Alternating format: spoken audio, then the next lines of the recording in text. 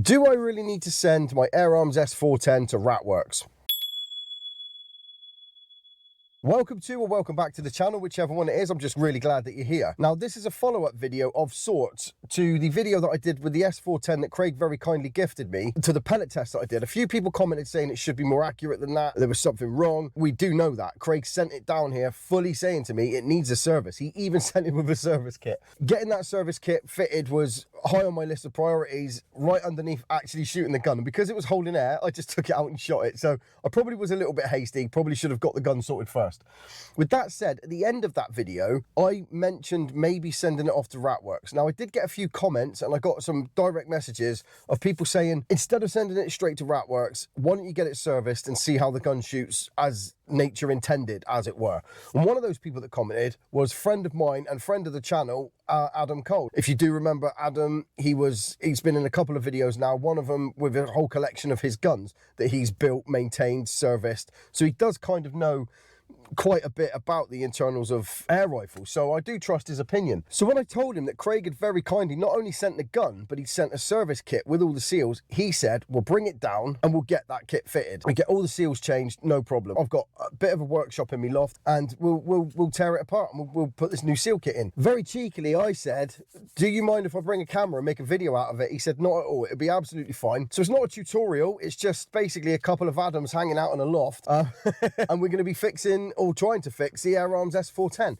Now, Adam does say once the seal kit's fitted that I'm going to see a completely different side to this gun and I probably won't want to send it to Ratworks. Now, I'm going to see how true that is because it's going to save me a hell of a lot of money if I don't have to send it to Ratworks. So stick around for this video. Hopefully I'll get some shooting done with it at the end to see whether or not the fitting kit's made a massive difference. But for now, I'm just going to head down to Adam's house, get in his loft, and we're going to try and fit this, well, we're going to fit this seal kit. Yeah, that's that. Happy Easter, everyone. I'll see you down at Adam's house.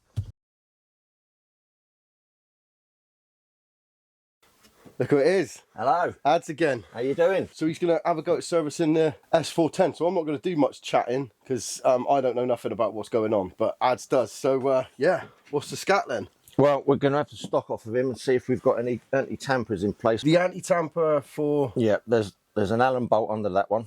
Right. Allen bolt under that one. Allen bolt under that one. They're fairly straightforward to get out, so we can do that. But the one for the power adjustment is there. Right, okay. And as you can see, it's conical, so you've got to drill that bang central, otherwise it's really a nightmare. We can have a go at it possibly, but we'll leave that till last knockings. We'll concentrate on getting the rest of it apart and inspecting it first. Ideal. What we're going to want is a centre punch drill. We might need a bigger bit than that. That looks pretty good. Booty. You've done this before? Once or twice.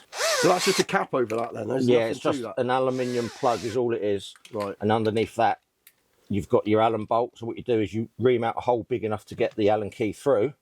And as you wind the bolt out, it pulls it all out. I'm with you.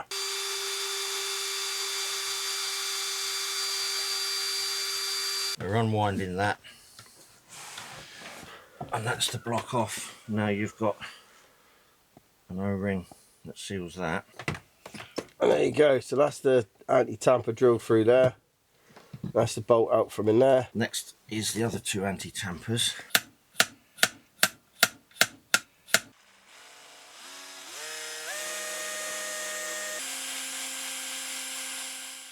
So we're on the third anti-tamper now, and he's just saying if he uses the larger drill bit here, it's gonna scuff up the side of the trigger, so he's gonna take that off and use a smaller drill bit to get through.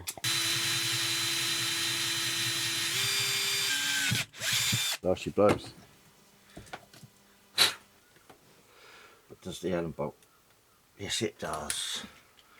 Yes. There you go. So that is now all three anti-tampers out that we need to get out to service the gun. See, there is a chance that when we put all this back together and chrono it, because I've got a cheap Chinese chrono there we'll use. Right. It might be running hot, which is why you want that one out there. Right. So you can wind in the Venturi screw.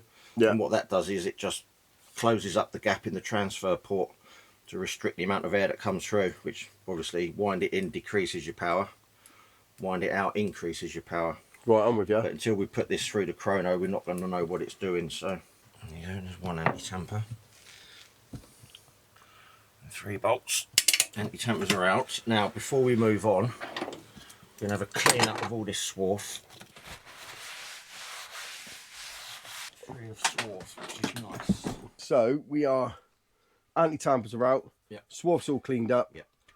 And on to the next bit now. So what we're going to do now is split the main air cylinder. There's a special tool for that, but luckily enough I've got one. Oh, so it's, oh, I see, right. So it's a big hex bolt. Yeah, with the 2 pins. Right. That's tight. Getting this off of here, Ad. Well, ideally what we're going to do, we're going to replace all the inner seals inside your front port. Okay. Right, okay. While we've got it apart, we're going to do every single seal. Right, okay. And not only that, you get to see how it all comes apart. Yeah, I do. I think what we could probably do with that is borrow the wife's hairdryer. She hates me borrowing her hairdryer. The last time I borrowed her hairdryer, she never saw it again. Right. Okay. Sam, can I borrow your hairdryer? What we're going to do is, we're going to clamp it up as tight as we dare in the jaws. I'm going to get you on that end with a special grippy thing. Yeah, and I'm going to put the tool on it, try and shock it. Yeah, fine. Put the tool on. Ready? Yep. There we go. Teamwork. I did nothing. I suppose you don't want to over tighten it because you can misshape the tube, and you don't want that. I mean, they're fairly stout, but yeah, you don't really want to crimp it. Yeah, happy with that. Right, so there's your main tube. That's all it is just a tube. Ideal. It's literally just a tube. Just a tube. And I thought that there was magic in there, with some elves pumping stuff, and I thought I thought it was doing some tricks in there. And what we can do, we can put that in the jaws.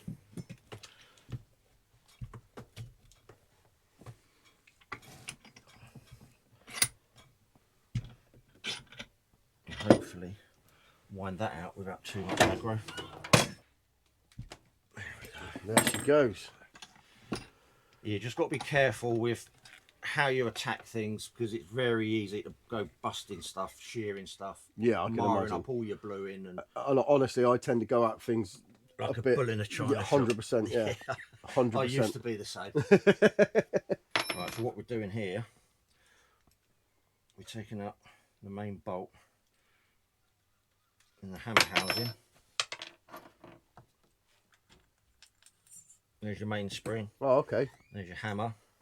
What we'll be doing, we'll be polishing this shaft just so the hammer slides. Okay. I mean, it's not bad, it's not corroded, but we'll polish it anyway while we've got it apart. That's your firing pin. Right, okay, I'm with you. So hammer strikes that, pushes him in. Yeah. That releases your shot of air from your cylinder up through your transfer port into your barrel and down your barrel. So that's basically how it works. All it is literally just a pin with a smaller spring on it. Right, okay. Spring loaded pin. It wouldn't be leaking from there anyway, would it?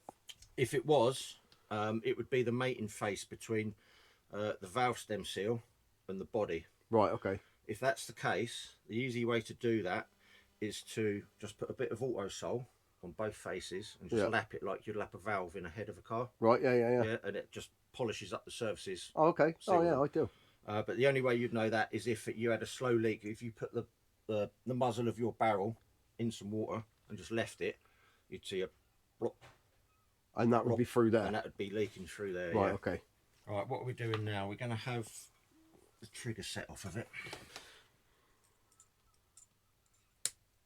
Oh, it's tight, isn't it? Oh, I was going to say, did that just snap my hand? See, again, that's done up way tighter than it needs to be. Right, okay. I haven't said that. I can see the state of that thread, and that's why. I'm with you. Because obviously that's steel into alley. Right. And you know what steel and alley do, fuse together. Yeah. So what I normally do is clean up the threads, just a tiny dab of gun oil. Yeah. So as you wind it in, it lubricates the whole thing, yeah. Right, so it's not too bad at all in there. I don't know if people can see down in that hole. But obviously that's your hammer block, that's your hammer housing. Okay. But you can see the oil here. Yep. Yeah, what we want to do, we will just clean all that up, brake and clutch cleaner. So it's completely dry and clean of any debris before we put it back together. What else are we going to have apart?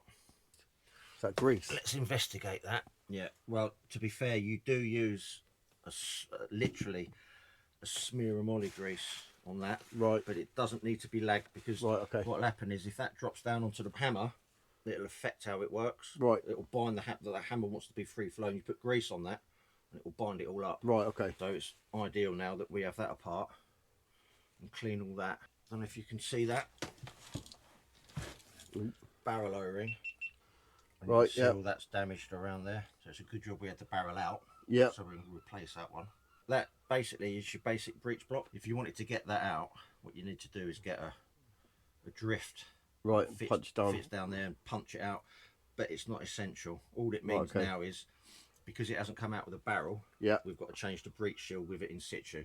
Right, okay. Which is trying to get in there with picks. Just awkward rather than impossible. Right. So what we'll do is we'll clean all this up, change that breech seal, then that's this bit done. Right. And then we'll start cleaning and rebuilding. So we've got clean tissue there.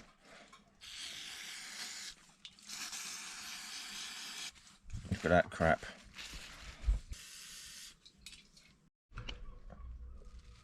This is why you've got to get right in there. Just squirting it down's not quite enough. So basically you just got to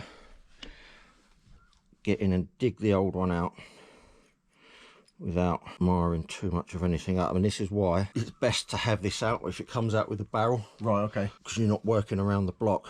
See him there, look? Oh, yeah. There it is. There he goes. There's your breech seal. Right, okay, cool. That looks like a breech seal. You can see we've got to try and get that squeezed in there. Oh, right. While it's all greased up. Now I've got some O-ring picks here, which are like plastic nylon. Right. They're great. They're crap for trying to pick O-rings out because they're too soft and they bend. Right.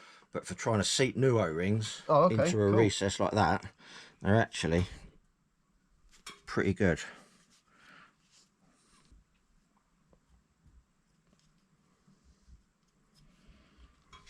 Does that look kind of seated? It's not far off, is it? It looks in, yeah. I reckon we are. Can you see all the way around? Yeah, that looks in to me. It's seated, isn't it? Yep. Ideal. See all the wear on that shaft? Yeah. What we're going to do, we're going to polish that. That's what we've got.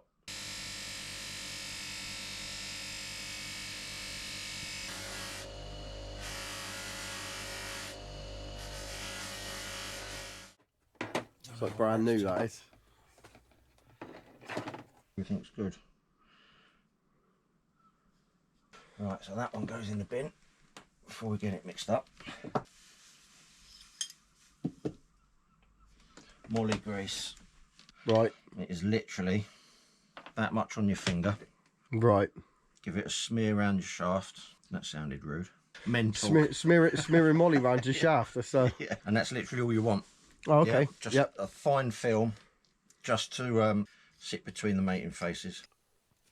Now, that there, I don't know if you noticed, that should have some thread lock on it. It does look like it's... Yep, so that's some on there, yeah. So what we'll do is, we shall clean that with a little brush. When you're using thread lock on gun threads, you want the blue stuff, which is... Is that the stuff that undoes? Yeah, it's the lightest stuff you can buy. Right, don't buy the green stuff, don't buy the red stuff, because they're ultra hard locking. Right. Just get this back together, make sure it's actioning right, and then we'll go for a cup of tea.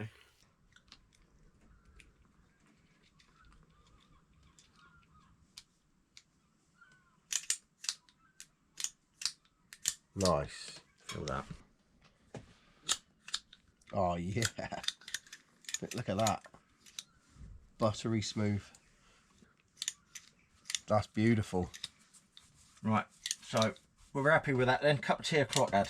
Cup of tea o'clock. We'll come back when we've finished our cup of tea, YouTubes. We just had a cup of tea break when we picked up a spare memory card. Right. Yeah, this is an absolute pig to get right. And this is the power adjuster tamper, anti-tamper. Yeah. Is that the one? Yeah. Does that look central to you? So what we've got then is a 2mm hole in the top of that cone. Yep. And then what we do is we get a small spline drive and we ram him in there. Right. Hopefully that bites it enough to unwind it. So there you go. That's how you get that anti-tamper out. But you've got to be very careful not to mar up all your, because you can see this part of the gun when it's in the stock. Right, okay. Yeah. So would you have to, so has that got to be replaced back in there, or do you? Yeah, so basically what's inside of there now, I mean, you're not going to be able to see it very well if you can see it at all, but there's a tiny grub screw in that hole, and that's your Venturi screw. So you wind it in, it closes up the transfer port, restricts the air. Wind it out, it opens it up, lets more air through, and that's your power adjuster. Right, okay. So you can wind that down to 6 foot-pound or less. Right, okay. Or right up to, what is this, 17722, what is it? 177. You could probably wind it up to about 14 or 15 foot-pound. But we won't. We won't. This is the whole point of tuning your guns. Yeah, You've got to be able to do this to stay within the law. And all jokes aside, just because you can overclock them, you don't want to, especially in the current climate. If you start messing around with your guns, they're already trying to take them off everyone as bad as, you know, there's already so many rules. So just don't take the mickey. Just stay within the rules, because it just makes it look bad for everyone else. That's my bit of soapbox for you. Absolutely. So I think we're done with the drill bits now. Thank God, because that's always the touchiest bit, drilling bits out. Well, honestly, it can go horribly wrong. Right, so now we've got that out, I'm happy about that. We're going to polish that shaft. That's your hammer guide. Right. I mean, it's pretty good nick anyway, but we'll just run it across the wheels.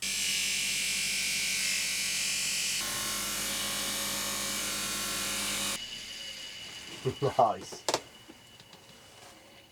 Look at that. So then obviously your hammer now, going to be a lot less friction on that. Yeah. Yeah. So even that, just doing that exercise there, could push your power up. Right. Okay. Yeah. Because there's less friction on the action. So yeah. Now what we're going to do, we're going to put the top hat back on that spring. Hammer goes on there.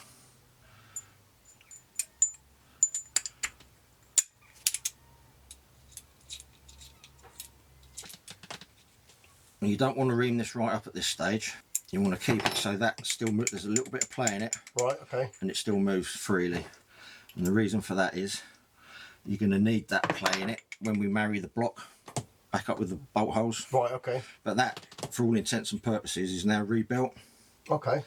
Obviously, we're going to be replacing that O-ring there, so we can have that off. So that's that O-ring. Yeah, and as you can see, that's in pretty good nick. These main O-rings very rarely give up. Right, okay.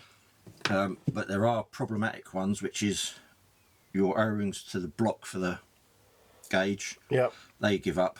Obviously that one there plus the one on the gauge, they're the most common, and your breech seal, which we've already done. Right, what we're doing next, so all that's back together.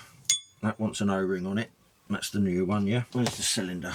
Let's have a look at that. No, not too bad. Oh yeah, that ain't bad. Yeah. Ain't bad considering it was 8 years old. Yeah, never been apart. So we'll get the cylinder back on there.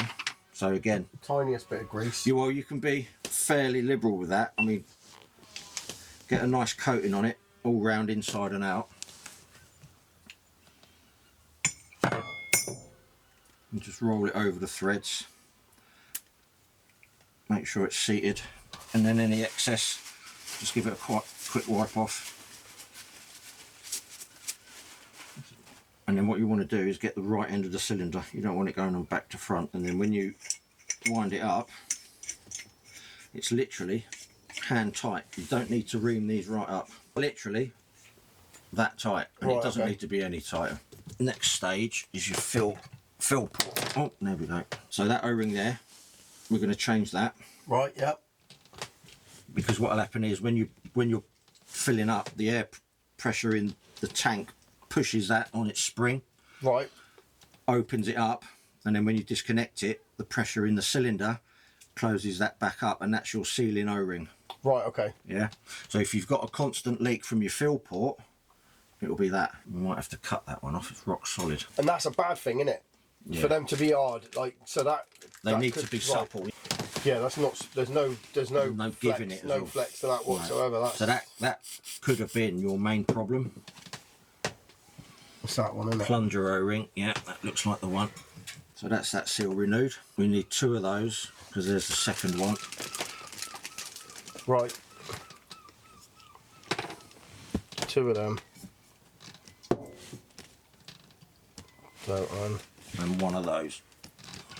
Right, there's that one. Yep. So we'll get rid of that one. Yep. That's the new one of them. That's the one we've been in.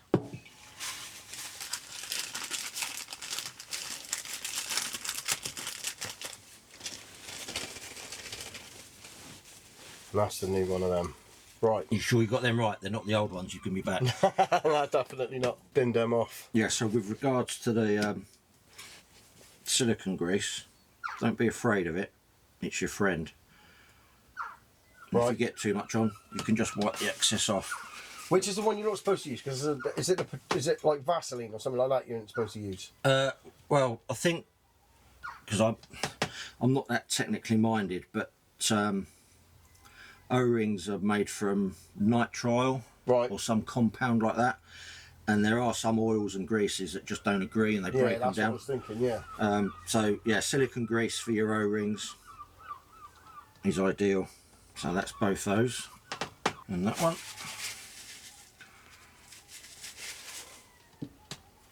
Now what we need is that. We'll give that a little squirt out, clean him up. That's that big fat one again, isn't it? Yeah, we will be. That's that one there we're going to be replacing. Ideal. New one there. Now, if you remember, we took the tool off we used the tool to get that end off. Yep. We're not going to do that now. Right. You're going to get it somewhere close to sealing, like that. You'll plunger back in there with his spring, and we're going to mount that back in there. And then we're going to use a caveman spanner just to wind the lot on. If we ream that right up now and then wind that one in, then it's going to over tighten that. You'll have the same problem again, and that's closed up. So that should now be good. Transfer port seal. We had a barrel seal, which I think was that one. Yep. That's the old one, so we'll be replacing that. So if you're doing this for the first time, it's best not to strip all of the O-rings off in one go. Replace them as you're putting it back together. 100%. Because you'll lose one or forget one, and you think, I completely agree. So yeah, I reckon I'd have been really confused when it comes to the O-rings. So replacing the O-rings as you put it back together makes a lot of sense. So back to the reassembly part of everything. I'll tell you what I'm going to do. I'm going to do this. Look, I'm doing this now. Do that. I'm going to do this because I don't know why it needs to be facing me. Let's see what you're doing. That's the most important bit. Right, so we're rebuilding it now, and so the trigger mechanism's going back on the back of the block. It's actually the hammer housing that, and you've got to put that on first because the screw that retains that is inside the hammer housing. Right, so as previously stated, don't wind that right up because we need to have a little bit of play in that. So you've left a little bit of play in this, so that so when it all gets right. Okay. When we put that on, and it's that back screw there that that back bolt there is what pulls all of that tight. Put it all tight. So make sure that's not round right up. Okay. So, are we going to have our neighbours with his saw in the background? Oh yeah. It's all good. Standard. Yeah. Cool, that's loud as well. Cheers, Rich. Cheers, Rich. Cheers, Rich. You'll never see this, but we can hear you. We know you're there. See what I mean about lining them up? Touch and go, you get it absolutely bang on first time. If you look down there, you can see the holes are close, but it's just getting a bite on them screws. So again, not nipping them right up, just leaving them sort of quarter of a turn loose. Because we're going to put the barrel in next with the barrel band, and then before we ream all this up, you just want to make sure that the barrel's completely in line with the rest of the action and the gun. Right. Because it'll be very easy to get it a bit skew-iffed. So this is the barrel going back on? Barrel going back on, and there's a little thing you need to know. So on the outside of the barrel there's a witness mark for your grub screws. Right. So when you get your barrel seated, you want to make sure that you can see that down the grub screw hole. Right, okay. So now if that's seated home, that's better. Have a look at that. Clear as day. What we want to do now is barrel band. You'll see when you look down it, when you put it back together, you'll see if the barrel's been skewed off to one side. Right, okay, yeah. Seagulls having a go at it now. Right, they love it, don't they? So all they do is fight and squawk and shag, bully each other. That's it.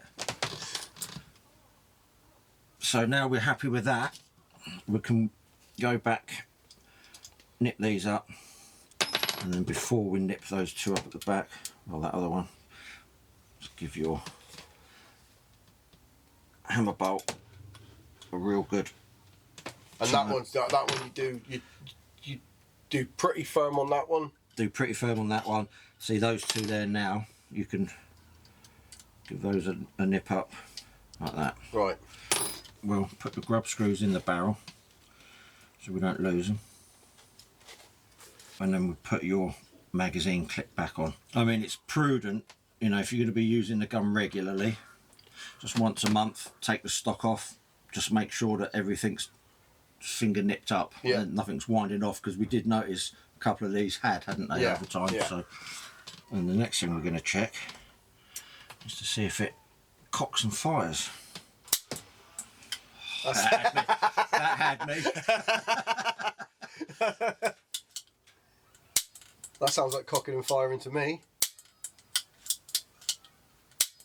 So now we're at this stage, what we'll do is we'll put the air gauge and its block back on, and then we're airtight. What we can do, we can gas him up. We'll do a leak down test on the barrel to make sure your firing valve's seated. Yep. Yeah.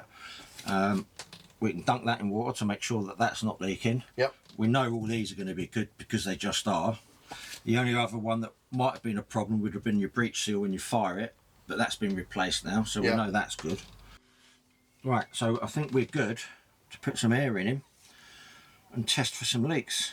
Right. Should we do that? Let's do that. Right, so Drama's getting out the loft. I just literally bust his ladder to bits with my fat ass trying to get down out the loft. So I owe you a ladder if nothing else. Right.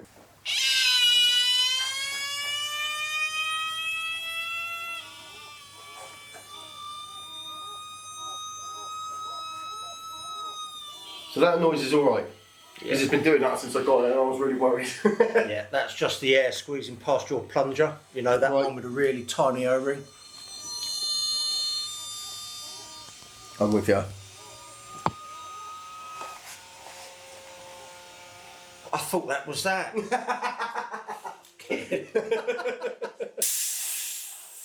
Just put the barrel in and leave it. And if we get a bubble of air out of the barrel, it's your valve not seating properly.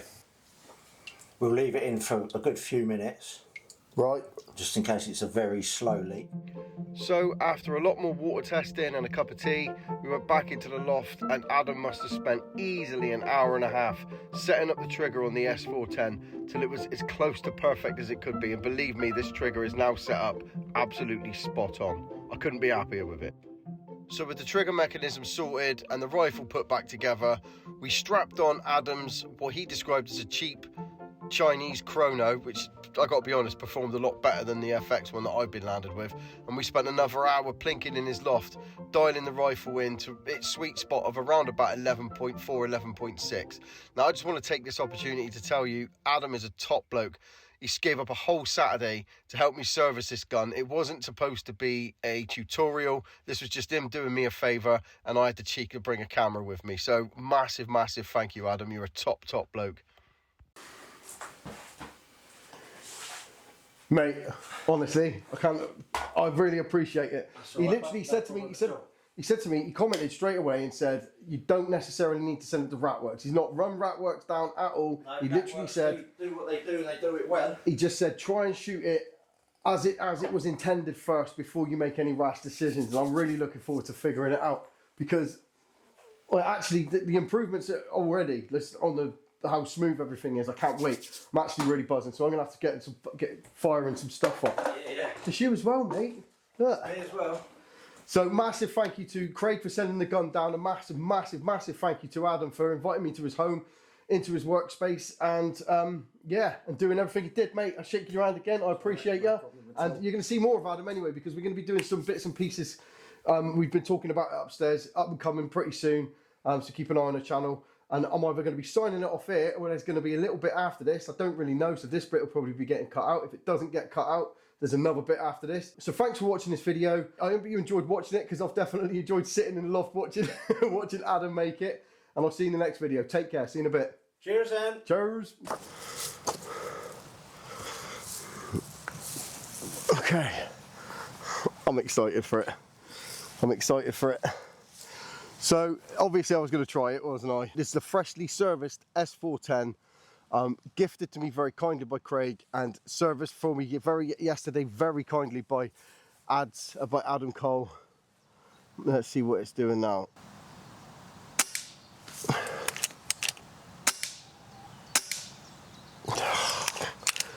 That was foot. I hate going, oh that was me, but that was blatantly me. Ignore that one that flew off because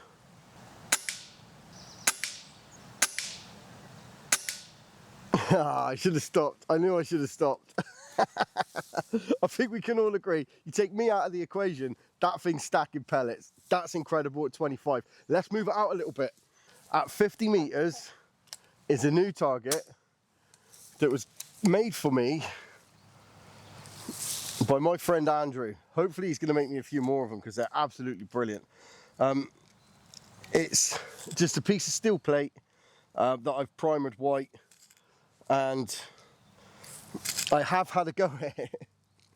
So if this lets me down now, because it's a one-shot deal, I'm not going to mess about with it. I have had a go at it, and given the group that I had at 50 meters before, and given the group that I had at 50 meters when I was practicing a minute ago, it's night and day, massively different. I mean, I hope I can do it again, I really do, but just take my word for it. I was still buzzing from it now. It was literally, I couldn't have been happier with that. So let's have a little look here now. So I had 4mm dot of holdover last time, so I'll go with that again. Let's see what it's doing, like, let's see what it's doing.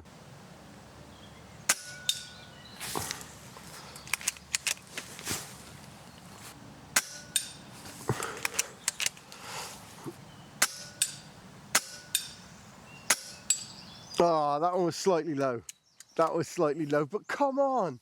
I'm going to keep going. That group there, that group of those first four there, at 50 meters, come on. Come on.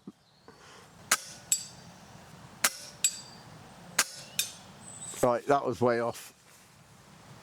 I slightly fell out of favour on the air now because I have been shooting it quite a bit. But I'm not making any excuses. I'm not even going to try to make any excuses whatsoever. I am absolutely blown away by that. I'm over the moon with it. So let's go and have a look, shall we? So with you bear in mind everything that's gone before with me shooting and so on and so forth. To take that gun from how it was to this now, I can't thank you enough, ads. You've done a bloody good job. And Craig, what an excellent gift. I've said it before, but any thoughts that I had of sending it to Ratworks are out the door for a minute. It might happen one day, I might do it, but it's not going to happen for a minute. I am just going to try to enjoy shooting it in all its glory. Look at this. That's 50 meter groups. Now, anyone who's watched this channel for a while will know that 50 meter groups is a very elusive thing for me. It's very elusive indeed. Come on. I'm happy with that. Can you tell? Truth be told, that's actually better grouping than when I was practicing. So yeah, I'm over the moon with that. There's not really much left to say apart from massive appreciation to everyone who's been involved. It's a great gift from Craig. Massively appreciate Adam taking the whole entire Saturday to fit the seal kit for me and give it a full service. He's cleaned everything inside the trigger. The trigger's fantastic. Just everything about this rifle is love now, and that makes it a little bit more special for me. So thanks everyone who's been involved, but an extra special thank you to someone who, without them, this would never have happened yesterday. And she fully stepped up and she fully took it in her stride, and she went, yes, you can, I'll let you. And that was Sam for letting us use her hairdryer to take these bits apart.